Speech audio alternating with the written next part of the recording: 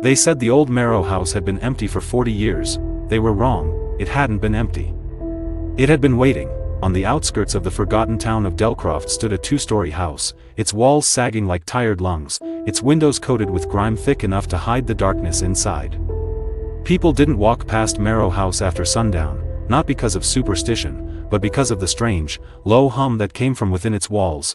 Daniel Cross had heard the stories since childhood, tales of people disappearing, of pale faces at the attic window, of footsteps on the stairs when no one lived there. But Daniel wasn't a man who believed in ghosts. He believed in curiosity.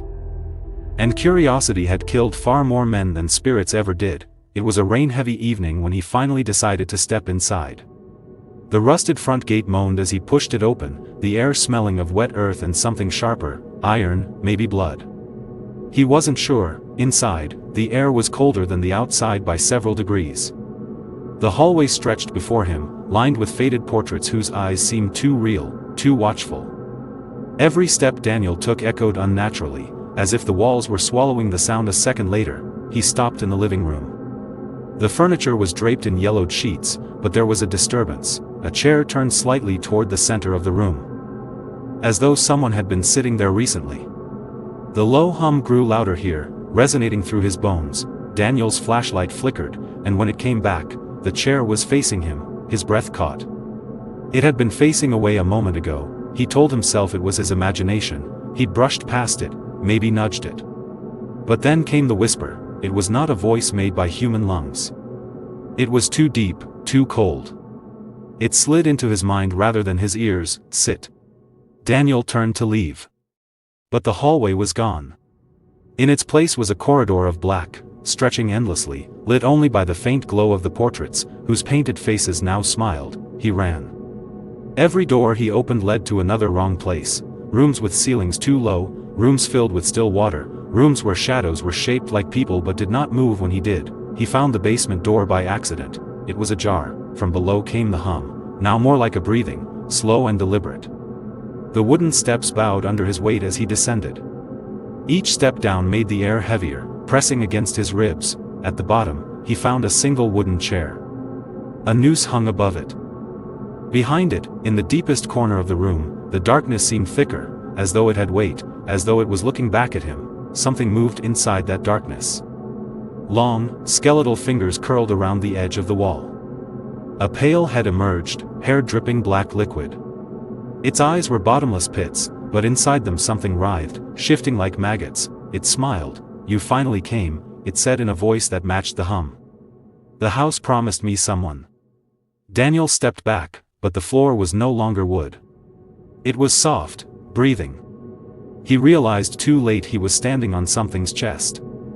The boards above had sealed. The pale thing stepped closer. Your turn to wait. When the townsfolk passed the Marrow House in the weeks after, they noticed something new in the window, a face, and this one was real.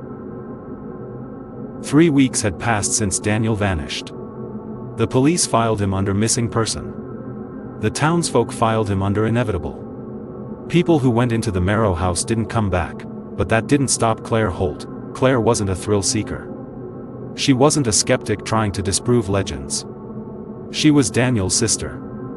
And she had been having the dreams. They always began the same way, standing at the front gate of the Marrow House, the sky colorless, the air thick with the hum of bees.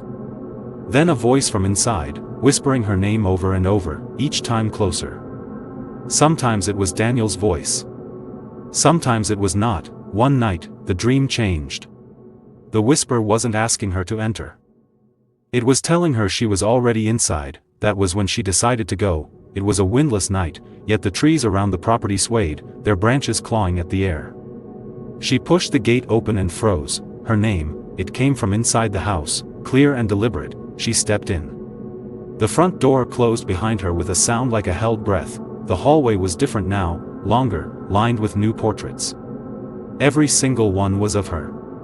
Different angles, different expressions, some smiling, some crying.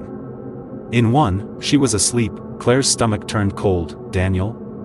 She called. Something answered, not with words, but with footsteps above. Slow. Measured. Coming toward the stairs. She ran into the living room. but it wasn't the living room anymore. It was a stairwell spiraling down, lit by flickering yellow lamps. She descended, but the stairs didn't end. Every landing had a door, and behind each door, she glimpsed impossible scenes, a version of her childhood bedroom, except she was inside, lying still, a kitchen where the stove's flames formed human faces, a hospital room with her name on the chart beside a corpse. She kept going. The hum returned, louder now, like breathing in her ears. At the bottom, she found herself in a cavern. The walls were wet, pulsing faintly as if alive.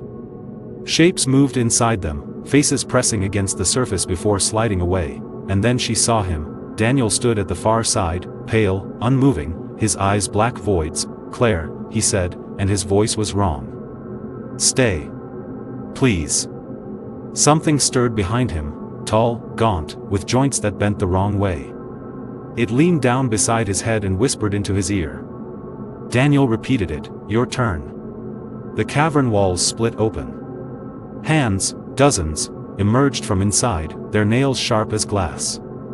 They didn't grab her. They pointed to an empty space beside Daniel, where the floor seemed softer. Breathing slowly, Claire stepped back. The ground under her shifted, and she realized she was standing on the same thing Daniel had been standing on. The last thing she saw before the darkness took her was the thing behind Daniel tilting its head toward her. It smiled without teeth.